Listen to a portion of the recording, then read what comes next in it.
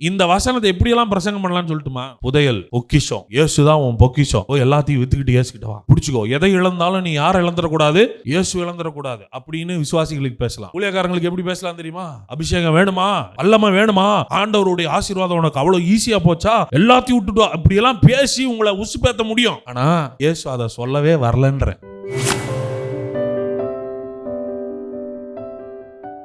எபேசியர் 1ஆம் அதிகாரத்துல 18ஆம் வசனத்துல சுத்தவான்களிடத்தில் யாருக்கு உண்டாயிருக்கிற? அவருக்கு உண்டாயிருக்கிற சுதந்திரத்தினுடைய மகிமையின் ஐஸ்வர்யம் இன்னதென்றும் அவர்கள் பார்க்கும்படி அவர்கள் மனக்கண்களை பிரகாசமாக்கும். பவுலுடைய ஜெபம், நான் பாவி, நான் ஒண்ணுக்கும் உதவாதவன், நான் வேஸ்ட் அப்படின்னு இவங்க நினைச்சிட்டு இருக்கிறாங்க. இல்ல, உமக்கு இவர்கள் சுதந்திரமா இருக்கிறார்கள், அது எவ்வளவு மகிமையானதுன்றதை பார்க்கும்படி அவர்கள் கண்களை திறந்தரலாம். இந்த வீடியோவை பார்த்துட்டு இன்னும் நீங்கள் தகுதியற்றவர்களாக உணர போகிறதில்ல. ராஜா மாதிரி போக போகிறீங்க, ராணி மாதிரி போக போகிறீங்க. என் ஆண்டவருக்கு எல்லாம் நான் தான், அவர் என் மேலே தான் பிரியமாக இருக்கிறாரு, நான் தான் அவருக்கு சொத்து, நான் தான் அவருக்கு சம்பத்து, நான் தான் அவருக்கு எல்லாம். மத்தேயு எழுதின சுவிசேஷம் 13ஆம் அதிகாரம் 44ஆம் வசனத்தை வாசி. நிறைய விஷயங்களை நேரடியாக சொன்னால் ஜனங்களுக்கு புரியாதுன்னு இயேசு உவமை வழியாகவே என்ன பண்ணிட்டு போயிட்டாரு, சொல்லிட்டு போயிட்டார். நிறைய உவமைகள் வேதத்தில், அதுவும் மத்தேயுலலாம் நீங்கள் பார்த்தீங்கன்னா நிறைய உவமைகள்னா கதைகள், உதாரணங்கள், இதை சொல்லியே புரிய வைக்கிறாரு. நிறைய சத்தியங்கள் நேரடியாக சொன்னால் புரிய மாட்டேங்குது. ஆனால் பாருங்க, இயேசு போகும்போது சொல்லிட்டு போனார். இயேசு சொன்னார், இன்னும் நிறைய காரியங்களை நான் உங்களுக்கு சொல்லணும், சொன்னால் என்ன பண்ண மாட்டீங்க, தாங்க மாட்டீங்க, ஆனால் பரிசுத்த ஆவியானவர் வரும்போது உங்களுக்கு எல்லாம் சொல்லுவாருன்னு போனார். அப்போ இன்னைக்கெல்லாம் நீங்களும் நானும் எந்த தளத்தில் வாழணும் தெரியுமா? வேதத்தில் சொல்லப்பட்டவைகளை பார்க்கலும் மேன்மையான வெளிப்பாட்டிலே வாழ நாம் அழைக்கப்பட்டிருக்கிறோம். நெக்ஸ்ட் லெவல் ட்ரூத்தில் நம்ம வாழணும். இந்த லெவல் ட்ரூத்தே நம்ம தப்பாக புரிஞ்சுக்கிட்டோமே, அதான் பிரச்சனை. இயேசு சொன்னதே நம்ம புரிஞ்சுக்கல, சொல்லாத நம்ம என்னைக்கு புரிஞ்சுக்கிறது? இயேசு சொன்னதே தப்பாக புரிஞ்சுக்கிட்டோம். இந்த வசனத்தை எப்படியெல்லாம் பிரசங்கம் பண்ணலாம்னு சொல்லட்டுமா?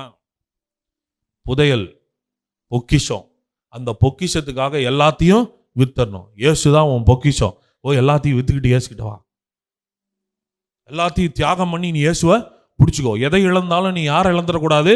இயேசு இழந்துடக்கூடாது அப்படின்னு விசுவாசிகளுக்கு பேசலாம். ஊழியக்காரங்களுக்கு எப்படி பேசலாம் தெரியுமா? அபிஷேகம் வேணுமா, எல்லாத்தையும் விட்டுட்டு வா, அப்பதான் உனக்கு அந்த அபிஷேகம் கிடைக்கும். வல்லமை வேணுமா, எல்லாத்தையும் விட்டு வா, அது பொக்கிஷம் சும்மா கிடைச்சிடுமா? தேவனுடைய காரியம் அவ்வளோ ஈஸியா, ஆண்டவருடைய ஆசீர்வாதம் உனக்கு அவ்வளோ ஈஸியா போச்சா, எல்லாத்தையும் விட்டுட்டு வா, இப்படியெல்லாம் பேசி உங்களை உசுப்பேத்த முடியும். ஆனா இயேசு அதை சொல்லவே வரலன்ற. பல நேரங்களில் சபையில் தேவன் சொல்லாதவைகள் எல்லாம் பிரசங்கிக்கப்படுகிறது. That is not from God. நான் ஒன்று சொல்றேன்னா, நான் என்ன சொல்றேனோ அதை சொல்லணும். நான் சொல்லாததெல்லாம் சொன்னா எனக்கு மனசு எப்படி தெரியுமா இருக்குண்டே, நான் அதெல்லாம் சொல்லவே இல்லையடா, இதெல்லாம் ஏன் சொன்னீங்க? பல பிரசங்கங்களை கேட்கும்போது இயேசு யோசிச்சுட்டு இருப்பார், இதை நான் சொல்லவே இல்லையே, இதெல்லாம் அதுக்கு நான் சொல்றீங்க. இந்த இடத்துல உண்மையான புதையல் ஒரு நிலம்னு சொல்லப்பட்டிருக்கு. இந்த ஒரு வசனத்தை இன்னைக்கு நான் விளக்குறேன். இந்த வசனம் யாரை பற்றியது, இந்த வசனம் யாருக்கானதுன்னு நீங்க புரிஞ்சுக்கோங்க. அன்றியும் பரலோக ராஜ்யம் நிலத்தில் புதைந்திருக்கிற பொக்கிஷத்திற்கு ஒப்பார். இதுல நிலம்னு ஒண்ணு சொல்றாரு, பொக்கிஷம்னு ஒண்ணு சொல்றாரு. தேவனுடைய ஓமைகள்ல, இயேசு சொன்ன ஓமைகள்ல நிலம் எதை குறிக்குதுன்னா உலகத்தை குறிக்குது. உலகத்தில் ஒரு பொக்கிஷம் என்ன இருக்கிறது, மறைந்திருக்கிறதுன்னு சொல்றார். அந்த பொக்கிஷம்னு யாரை சொல்றாரு தெரியுமா? இஸ்ரவேல் ஜனங்களை சொல்றார்.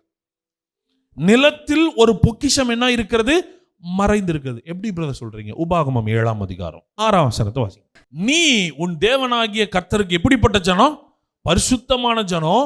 பூச்சக்கரத்தில் உள்ள எல்லா ஜனங்களிலும் உன் தேவனாகிய கர்த்தர் உன்னை தமக்கு சொந்தமாய் இருக்கும்படி என்ன பண்ணி கொண்டார்? மை காட், என்ன சொல்றார் தெரியுமா? முழு உலகத்தில் இருக்கிற அத்தனை ஜனத்திலும் you are very special to God. நீ ரொம்ப ஸ்பெஷல். நீதான் பொக்கிஷம், நீதான் சுதந்திரம், நீதான் கர்த்தருக்கு பிரியமான, உன்னை ரொம்ப அவர் நேசிக்கிறார். நீ சின்ன தேசமா இருக்கலாம், but you are very special to God. உச்சக்கரத்துல கோடிக்கணக்கான ஜனங்கள் இருந்தாலும் இஸ்ரவேல் அப்படின்ற ஒரு தேசத்தை ஆண்டவர் என்ன பண்றாருன்னா, நீ எனக்கு ரொம்ப ஸ்பெஷல்னு சொல்றாரு. நம்ம என்ன நினைச்சுக்கிட்டோம், இதை எப்படி போதிக்கிறோம்ன்றதை பாருங்க. ஆனா ஆண்டவர் அப்படி இல்லைன்றதை அங்கே உடைக்கிறார். அடுத்த வசனத்தை வாசிங்களேன். ஃபர்ஸ்ட் உங்களை தெரிந்து கொள்ளவில்லை. முதல்ல உன்னை தெரிஞ்சு கொண்டதுக்கு நீ பெரிய ஆளுன்றதுக்காக உன்னை தெரிஞ்சு கொள்ளல. நீ ரொம்ப மெஜாரிட்டின்றனால உன்னை தெரிஞ்சு கொள்ளலன்னு சொல்றாரு. மெஜாரிட்டியை தெரிஞ்சு கொள்ற தேவன் அல்ல அவர்.